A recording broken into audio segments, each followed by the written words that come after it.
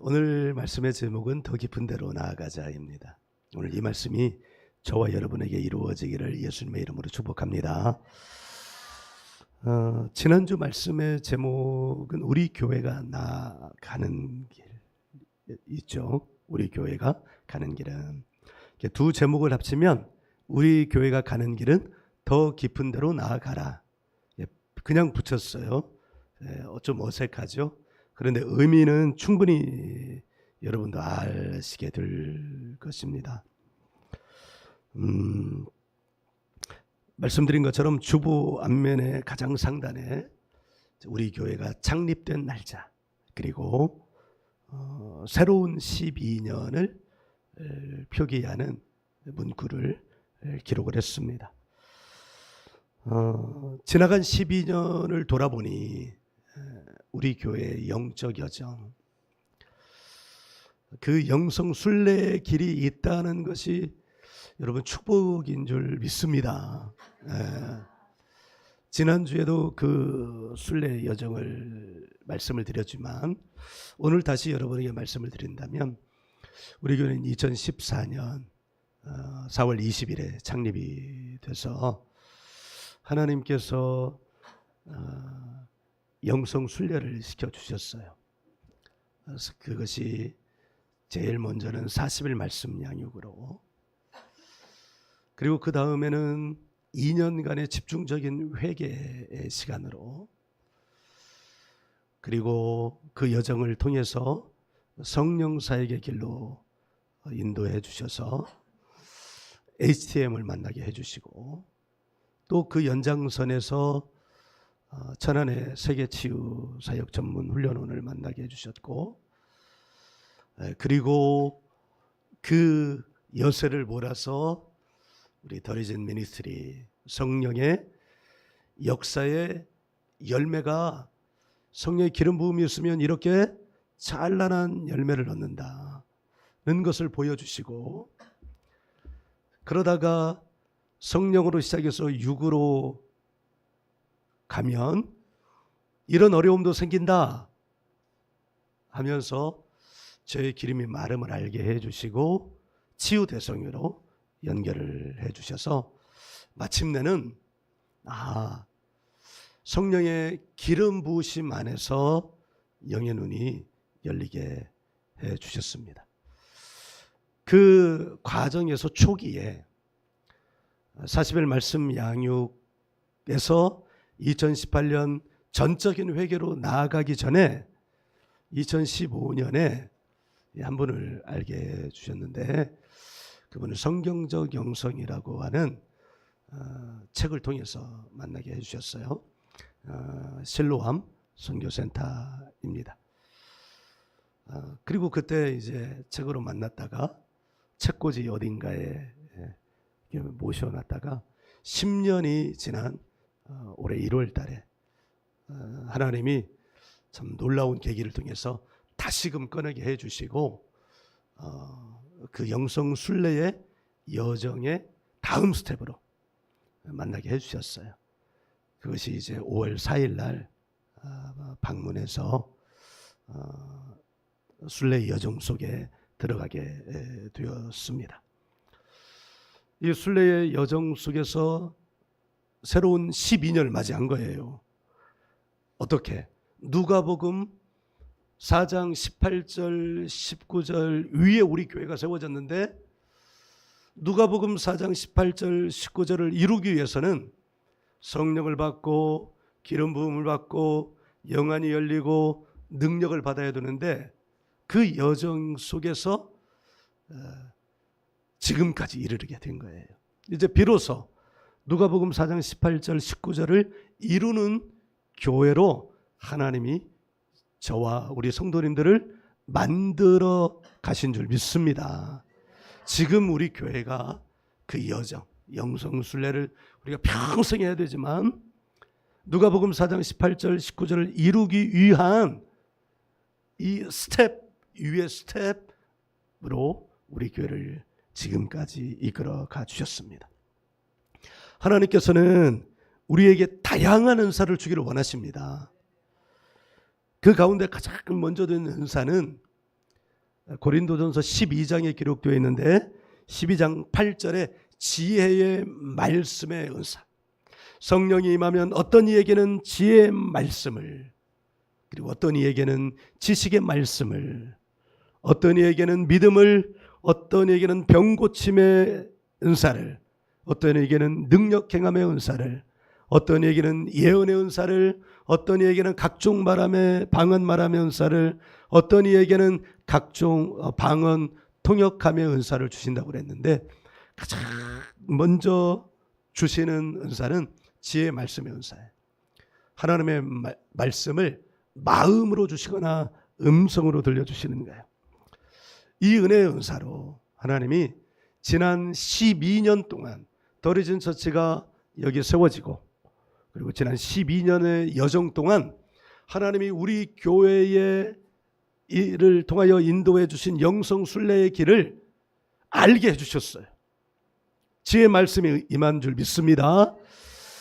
그 전에 이 지혜의 말씀이 임하기 전에는 잘 되다가 왜 주저앉아? 난 목회를 잘못 배웠나 봐. 나는 목회 훈련을 제대로 못했나 봐. 나는 실력이 없나 봐. 이렇게 나한테 책임을 돌리거나, 정말 뭐 다 나간 거야. 학교는 왜 잘 되다가 이렇게 된 거야. 뭐 이렇게만 생각을 했는데, 지혜의 말씀에 은혜가 부어지니까 지나간 12년이 전혀 다르게 알게 된 거예요.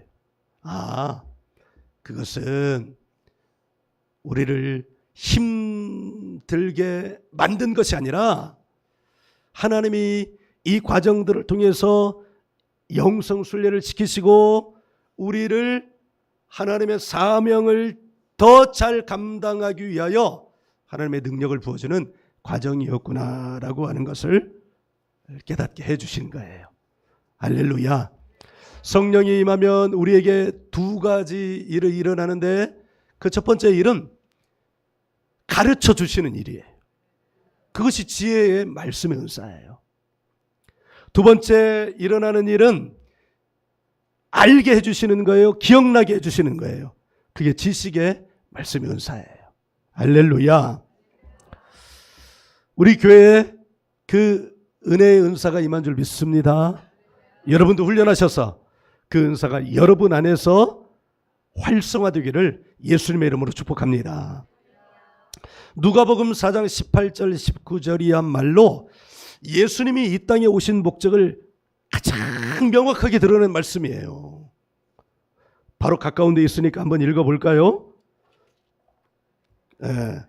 시작. 주의 성령이 내게 임하셨으니 이는 가난한 자에게 복음을 전하게 하시려고 내게 기름을 부으시고 나를 보내사 포로된 자에게 자유를, 눈먼 자에게 다시 보게 함을 전파하며 눌린 자를 자유롭게 하고 주의 은혜를 전파하게 하려 하심이라 하였더라. 아멘.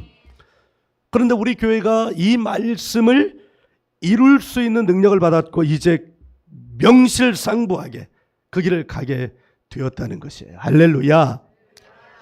명실상부하다는 말을 다시 한번 사용해서 명실상부하게 요한복음 14장 12절 말씀이 우리에게 이루어지게 되었다는 것을 우리에게 가르쳐 주신 거예요. 할렐루야.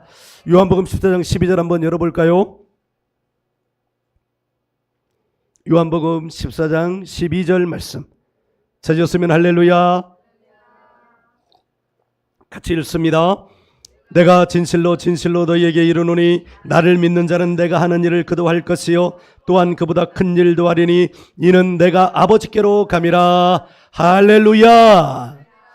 이 말씀이 저와 우리 성도님들에게 이미 이루어지고 앞으로도 더 이루어질 것을 예수님의 이름으로 축복합니다. 할렐루야. 우리 성도님들, 대단한 성도님들이 앞으로 되실 거예요. 아멘. 이를 위해 하나님께서는 오늘 이 말씀을 주셨어요. 누가복음 5장 1절부터 11절의 말씀은 우리 성도님들도 이미 다 잘 아시는 말씀이잖아요. 예수님이 누가복음 4장 18절 19절에서 사명의 말씀을 선언하셨어요. 나는 이런 일을 할 거야. 하나님이 우리 조상들, 우리 혈통의 선조들, 선지자들에게 이 말씀을 일으켜 주셨는데 이 말씀은 바로 이런 뜻이야 라고 하면서 누가복음 4장 18절 19절 교회에 가서 이 말씀을 선언하신 거예요. 그리고 본격적으로 그 사명의 길, 누가복음 4장 18절 19절의 길을 걸어가기 시작하신 것이 바로 5장이에요. 이 말씀을 더 깊이 알기 위해서 우리가 읽어야 할 말씀이 있는데 그것은 바로 앞 4장 43절 44절 말씀이에요. 같이 읽어요. 시작. 예수께서 이르시되 내가 다른 동네들에서도 하나님 나라 복음을 전하여 하리니 나는 이 일을 위하여 보내심을 받았노라 하시고 갈릴리 여러 회당에서 전도하시더라. 아멘. 바로 이 일은 교회의 사명이기도 한 줄 믿습니다. 누가복음 4장 18절 19절도 교회의 사명이에요. 그리고 누가복음 4장 43절 44절도 교회의 사명이에요. 할렐루야. 예수님이 자신의 사명이 무엇인지 명확히 알아서 그 길을 걸어가신 거예요. 여러분, 우리도 우리의 인생의 목적이 무엇인지 명확히 알아야 인생을 살아가게 되는 거예요. 할렐루야. 유튜브를 보다 보면 조한범 목사라는 분이 계셔요. 이분은 군사 분야의 전문가이시더라고요. 그런데 참 특이하게도 이분은 유학을 소련에서 하셨어요.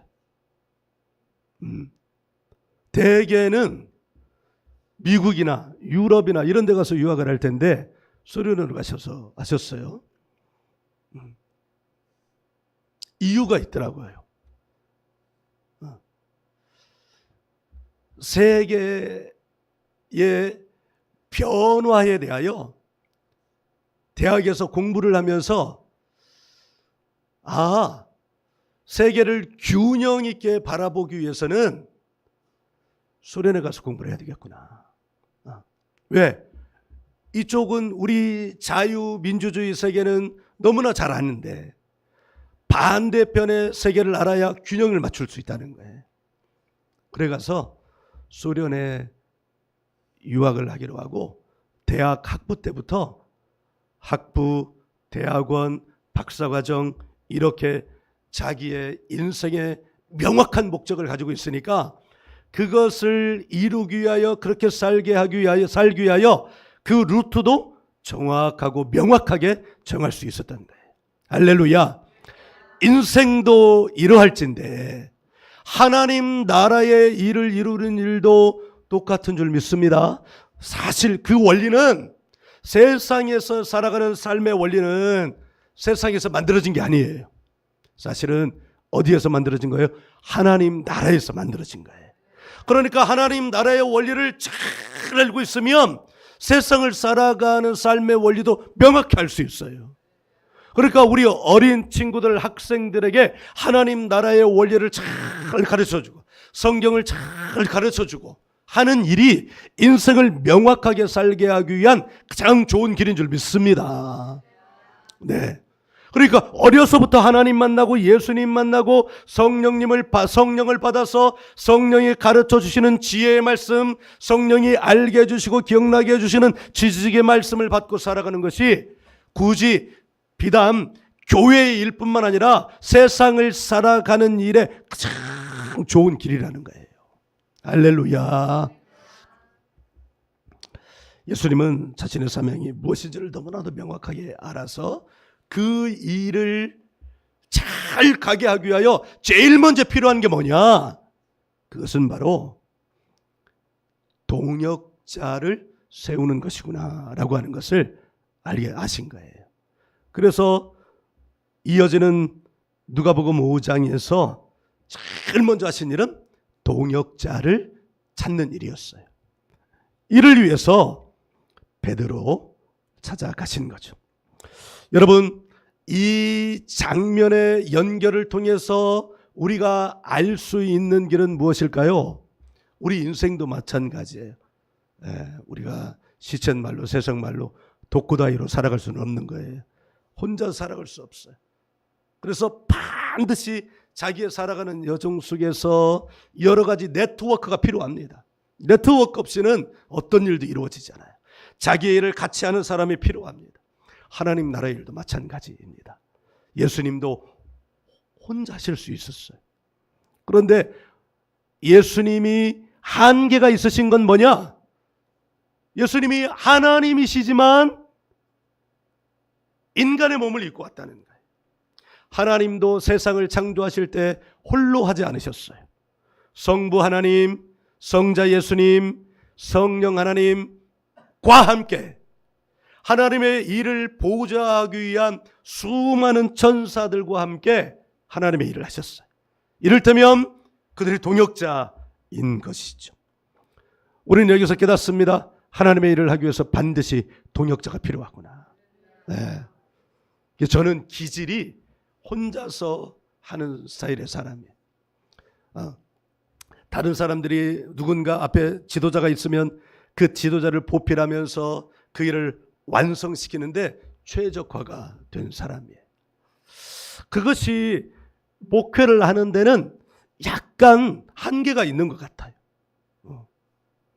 왜냐하면 내가 하나님이 저를 통해서 교회를 세우시고 그 다음에 목회를 하게 하셨으면 동역자를 세워가야 하는 일인데 그 동역자 세우는 일을 제가 잘 못했어요.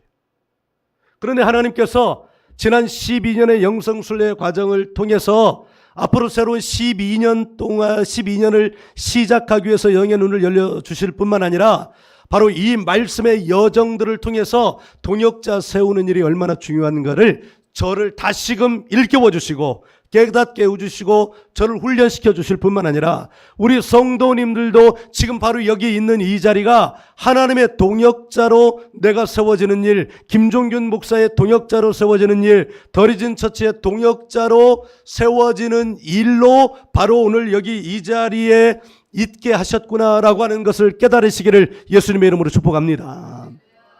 여러분은 하나님의 사명의 길을 걸어가기 위하여 누가복음 4장 18절 19절의 말씀을 이루기 위하여 하나님이 더리진 처치의 성도로 김종균 목사 지도자로 세워진 김종균 목사의 동역자로 하나님이 이 놀라운 일들을 함께 하기 위해서 세우신 하나님의 동역자이세요. 할렐루야. 사랑하는 우리 성도님들을 축복합니다. 그렇다면 그 다음 말씀은 예수님께서 베드로를 동역자로 삼기 위하여 찾아가신 때를 아는 거예요. 알다시피 베드로는 업으로서 잔뼈가 굵은 사람이었어요. 업이 그의 생업이었어요. 그런데 예수님이 베드로를 언제 찾아가셨는가? 한번 보죠. 5장 5절입니다. 5장 5절 같이 읽습니다. 시몬이 대답하여 이르되 선생님 우리들이 밤이 새도록 수고하였으되 잡은 것이 없지만은 말씀에 의지하여 내가 그물을 내리리이다 하고. 할렐루야. 여러분 지금 잡은 것이 없다고 그랬어요. 여러분 업이 생업인데 매일매일 잡은 것이 없으면 어떻게 해요? 그럼 못 살죠. 그러니까 이 말씀은 베드로가 자기의 생업인 업을 하면서 늘 잡은 것이 없는 사람 이렇게 이해하면 예수님이 베드로를 찾아가신 이 때를 알아보는 데를 잘못 이해할 수 있어요. 이 말씀은 이런 의미예요. 여기 이 수고하였으되라는 이 단어가 이 헬라어 코피아오라는 말이에요. 코피아오. 코피가 터져서 아오 그랬다는 거예요. 고개를 끄덕거리시는 분은 저하고 수준이 너무 똑같아요. 동의해 주셔서 고마워요. 코피아오가 무슨 뜻이라고요? 코피가 터져가지고 아오 했다. 그 뜻이 뭐냐? 이게 이제 수고했다. 우리는 이제 수고했다 하면 그 수고가 얼마나 수고했는지 잘 모르잖아요. 근데 이 뜻은 이런 뜻이에요. 단순하게 사전적 의미로는 피곤하다, 피로하다 이런 뜻인데 단순한 피곤가 아니라 극심한 피곤이라는 말이에요. 이 말은 지칠 대로 지쳐서 기진맥진한 상태, 고통스러울 정도로 몸부림친 상태. 저로 비유하자면 기름이 완전히 마른 상태라는 거예요. 그렇다면 우리는 여기서 예수님이 베드로를 찾아가신 때를 알게 되는 거예요. 지금 베드로의 상태는 어떤 상태냐면 단순히 물고기 한 마리도 잡지 못한 상태가 아니에요. 그런 날도 있겠죠. 저도 예전에 영업사원 할 때 매일 나가서 영업을 하고 그리고 그날의 매출을 가지고 회사로 복구를 해야 되는데 어느 날은 나갔는데 있잖아요. 매출이 빵원이에요. 빵원. 제가 입사 초기였는데 매출 빵원 가지고 회사 복귀하려니까 진짜 수치스럽고 부끄럽고 그리고 또 한편으로는 무섭기도 하고 그냥 집으로 가버려. 이러면 이제 그 다음날 출근을 못하는 거 아니에요. 야, 이게 신입사원인데 지 멋대로 퇴근을 해버려? 그러면 그 다음날 아침에 이제 더 공포스러워서 못 가는 거죠. 그걸 가지고 회사 들어가는데 진짜 미치겠더라고요. 그러니까 없다는 것 그 자체로도 지치는데 없는 것을 가지고 들어가려고 하다 보니까 그 마음이 더 지치는 거예요. 이를테면 그런 상태. 단순히 빈 그물의 상태가 아니라 인간의 발버둥 칠 수 있는 모든 노력이 바닥난 완전한 무능력의 상태를 말할 때 이 코피아오라는 말을 사용을 해요. 말씀드렸던 것처럼 베드로가 늘 빈 그물이었겠어요? 만선이었던 때는 없었겠어요? 예수님이 찾아가시려면 얼마든지 만선이었을 때, 기분 좋을 때 말하면 어떤 말을 해도 이렇게 수용 가능성이 높잖아요. 근데 힘들고 기분 나쁠 때는 무슨 말을 하면 수용 가능성이 높아요, 안 높아요? 뺨을 맞을지도 몰라요. 그런데 예수님이 베드로를 바로 이때 찾아가신 거예요. 제 2절에도 이 말씀을, 너무 유명한 말씀이잖아요. 이 말씀으로 우리 교회에서도 여러 번 설교를 한 것 같아요. 그런데 이번에는 이 말씀이 그냥 이렇게 막 알아지게 되더라고요. 그리고 이 말씀이 이 베드로가 아니고 김종균이더라고요. 김종균. 할렐루야. 여러분, 제가 나는 지친 줄 몰랐는데 성령님은 나를 너무 잘하셨어요. 성령님은 여러분도 아시는 줄 믿습니다. 이게 제 말이 아니라 성경의 말씀이라는 것을 제가 확인시켜 드리고 말씀을 이어갈게요. 로마서 8장이요.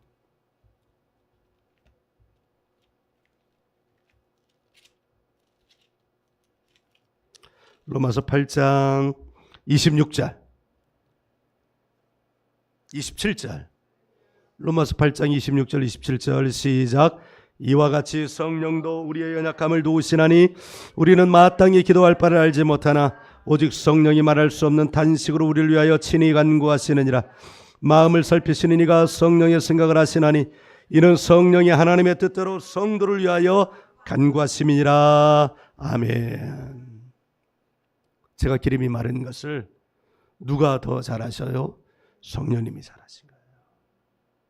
그래서 너 기름이 말랐어 하고 저를 어디로 보내셨어요? 기름 공장으로 보내신 거예요. 베드로, 뭐 어느 때나 빈 그물로 올 수도 있고 만선으로 올 수도 있는데 누구보다도 지금 베드로에 대하여 누가 더 잘 아시냐면 베드로 자신보다도 성령님이 더 잘 아시게 된 거예요. 사랑하는 여러분, 여러분에 대하여도 성령님께서 더 잘 아시는 줄 믿으시기를 예수님의 이름으로 축복합니다. 그것을 어떻게 알 수 있느냐? 저는요, 저희 장인어른 돌아가셔서 장례할 때 우리의 영적 동역자인 이신혜 목사님이 여기 치유 대성교를 소개를 해주셨어요. 그때는요, 제가 그냥 그런가 보다 했어요. 그런데 그것이 성령님의 초청하심이었다는 걸 나중에 알게 됐어요. 처음에는 관심이 없었어요. 그래서 이렇게 말했어요. 목사님, 그런 데 다니시려면 조심해야 합니다. 큰일 날 수 있습니다. 그런데 점점 성령님께서 제 마음을 만져주셨어요. 그래도 움직일 기미가 없으니까 어떻게? 기름이 발랐다. 그리고 보내신 거예요. 여러분에게도 어떻게 하나님이 역사하시는가, 성령님이 역사하시는가, 여러분도 이렇게 말씀이 선포될 때 아무 관심이 없을 수 있어요. 그런데 여러분 아시기 바랍니다.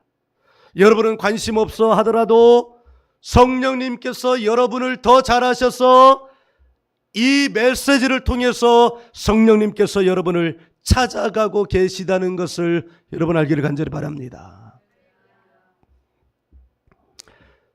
주님께서 저를 찾아오셨어요. 한마디로 코피 아오. 코피가 나서 어떻게 한다고요? 아오 할 때. 그러니까 말 그대로 정말 제가 기진맥진했을 때 나를 찾아오셨어요. 치유성회가 바로 그것이었어요.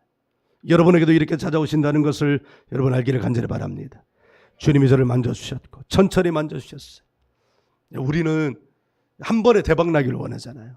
그런데 한 번에 한 번씩. 어느 때는 갔을 때는 야 이거 뭐지? 아무런 것도 느껴지지 않을 때가 있었어요. 그때 제가 야 이거 별건 아니네 하고 발을 끊어버렸다면 New 12 years 새로운 12년은 우리 가운데 찾아오지 않았을 거예요. 그런데 그럼에도 불구하고 또 찾아가고 만져주시고 또 찾아가고 만져주시고 새 힘이 들어오고 새로워지고 영의 눈이 열리고 그래 마침내 창립 12주년 기념주의를 통하여 지혜의 말씀이 임한 거예요. 할렐루야. 그리고 어떤 일이 생겼어요. 아, 지난 12년이 실패의 시간이 아니었구나. 여러분, 우리 교회는 지난 12년이 실패한 교회가 아니라는 것을 여러분 알기를 간절히 바랍니다. 지난 12년 어떤 시간이었어요? 영성 순례 여정이었어요. 하나님이 우리 교회를 누가복음 4장 18절 19절 위에 세워주셨는데 그 말씀을 이룰 수 있는 능력을 주시기 위하여 순례를 시켜주셨다는 것을 여러분 알기를 간절히 바랍니다. 그래서 우리는 영적 엔진을 갖게 됐어요. 몇 기통짜리인지는 아직 몰라요. 어떤 마력을 가지고 있는지 아직 몰라요. 그러나 하나님께서 역사하시면 큰 마력을 발휘할 수 있는 놀라운 엔진의 능력을 가진 엔진을 장착시켜 주실 줄 믿습니다. 여러분, 나는 이 말씀을 통해서 코피 아우가 깊어지면 깊어질수록 주님이 오실 시간이 가까워졌다는 것을 알게 됐어요. 그러므로 여러분, 우리의 삶의 문제가 나를 커다란 무서운 파도처럼 덮쳐올 때 여러분이 이 말씀을 붙들고 있다면 아, 나의 코피아우가 깊어지고 있구나. 주님이 오실 때가 됐구나. 성령님이 나를 지금 알고 계셔서 완전히 탈진하고 내 힘으로는 어떤 돌파구도 찾지 못할 때라는 것을 나로 하여금 알게 해주시는 거구나 라고 알기를 간절히 바랍니다. 예수님이 베드로의 코피아우 시간에 찾아오신 이유는 알기는 어렵지 않습니다. 이때야 비로소 베드로가 주께서 원하시는 대로 할 수 있기 때문이에요. 여러분, 코피아우가 찾아오고 주님이 찾아오셔서 제일 먼저 하신 일이 무엇일까요? 그것은 말씀을 주시는 거예요. 말씀을 주시는데 내 경험을 뛰어넘으라는 말씀을 주시는 거예요. 내 이성 지적 능력을 뛰어넘으라는 말씀을 주시는 거예요. 베드로는 어부였어요. 예수님은 목수였어요. 누가 더 전문가예요? 베드로예요. 그런데 예수님은 전혀 다른 방법, 전혀 다른 방향을 제시해 준 거예요.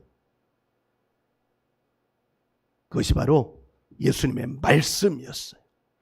여러분, 이 말씀을 따를 때 어떤 일이 일어나는가? 그것이 바로 6절 말씀이에요. 6절 같이 읽어요. 시작. 그렇게 하니 고기를 잡은 것이 심히 많아 그물이 찢어지는지라. 할렐루야. 주의 말씀대로 할 때 빈 그물이 찢어질 만큼 채워집니다. 할렐루야. 기름이 말라서 허덕이고 있었는데 성령님이 초청하시고 보내주신 대로 치유성에 갔더니 기름이 차고 넘치도록 채워졌습니다. 할렐루야. 그러므로 여러분, 코피아우, 인생에 코피가 날 때, 그래서 아오 비명이 터져날 때, 그것은 주님이 여러분을 부르시는 음성 초청장이라는 것을 여러분 알기를 바랍니다. 할렐루야. 주님이 여러분의 코피를 터뜨려서 초청장을 보내신다고요. 세상에는 코피 터지면 넌 망했어 이렇게 말하지만 주님이 코피를 터뜨리실 때는 그게 뭐라고요? 이리 와. 내가 너가 필요해. 내가 너가 필요하다고 말할 때 하나님은 우리를 빈 그물로 내가 너를 필요하다 말씀하지 않으시고 빈 그물을 그득그득 채워서 충만한 기름으로 채워주시는 줄 여러분 믿습니다. 그 그물로 채워주시기 위하여 예수님이 제일 먼저 하신 말씀이 뭐예요? 깊은 데로 가라. 저는 치유대성이라는 깊은 데로 간 거예요. 진짜 깊더라고요. 지금 19개월 됐잖아요. 19개월 됐는데 얼마나 더 들어가야 될지 모르겠어요. 그만큼 무한해요. 더 들어가고 더 들어가요. 할렐루야. 그러면 사랑하는 우리 성도님들의 더 깊은 데는 어딜까요? 멀리 갈 것도 없어요. 훈련 받아야 되잖아요. 동역자로 훈련 받아야 되잖아요. 멀리 갈 것도 없어요. 수요 예배가 여러분의 깊은 데예요. 요즘 수요 예배 너무 좋잖아요. 고린도전서가 새로워져요. 저도 놀랍게 은혜를 받고 있어요. 예수님, 예수님, 예수님. 할렐루야. 주일 오후 예배가 깊은 데예요.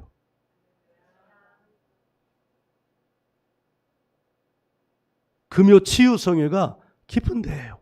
멀리 갈 것도 없어요.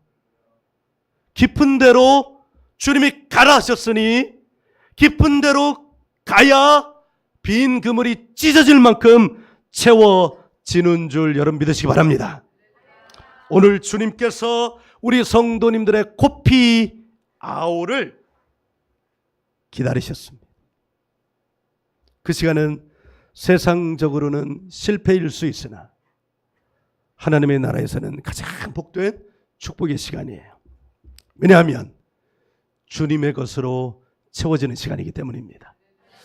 여기 찢어지다라는 말이 있어요. 이 헬라어는 디알레소라는 말이더라고요. 코피아오의 시간에 찾아오셔서 우리에게 디알레소를 부어주시는 분이 우리 주님이십니다. 할렐루야. 여러분이 지금 이 시간이 나의 코피아오구나 그러면 뭐가 멀지 않았다는 거예요? 디알레소가 멀지 않은 거예요. 할렐루야. 여러분, 더리즌 처치의 지도자인 김종균 목사에게 코피아오의 시간을 통해서 하나님이 디알레소를 이루신 줄 여러분 믿으시기 바랍니다. 근데 이 디알레소는 더 부어지는 거예요. 더 부어지는 거예요. 언제까지 부어지는 거예요? 찢어질 때까지 부어지는 거예요. 저는 아직 찢어지지 않은 것 같아요. 근데 찢어지기 직전까지 온 것 같아요. 그래서 더 영성순례를 시키시는 것 같아요. 제가 찢어지면 누구도 찢어지겠어요. 저희 여러분도, 우리 성도님들도 찢어지는 거예요. 이렇게 한번, 제가 찢어지면, 이렇게 하면, 목사님이 찢어지면 내가 이렇게 할 거예요. 그러면 여러분은 어떻게 해요? 나도 찢어진다. 알았죠? 예. 목사님이 찢어지면 한번 해보셔요. 목사님이 찢어지면 더 크게, 목사님이 찢어지면